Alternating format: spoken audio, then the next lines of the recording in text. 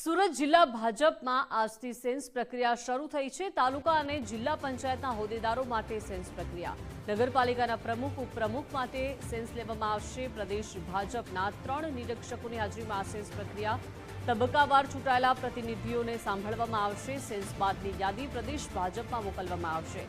સ્થાનિક સ્વરાજ્યની સંસ્થાઓના હોદ્દાઓ માટે કવાયત તેજ થઈ છે। આ સેન્સ પ્રક્રિયામાં જેમ ટિકિટો માટે અમે આવ્યા હતા એ જ પ્રમાણે ફરીથી 3ની પેનલ આવી છે। આ જિલ્લામાં 10 તાલુકા પંચાયતની સીટ છે, તાલુકા પંચાયત છે, 4 નગરપાલિકા છે અને 1 જિલ્લા પંચાયત છે। આ 15 યુનિટને અમારે 1 to 1 બધાને સાંભળવાના છે અને એમાં પ્રમુખ, ઉપપ્રમુખ, કારોબારી અધ્યક્ષ, દંડક, પક્ષના નેતા બધાના નામો અમારે લેવાના છે અને જે નામો આવે એ લઈને અમારે 3ની પેનલ બનાવીને પ્રદેશમાં આપવાની છે।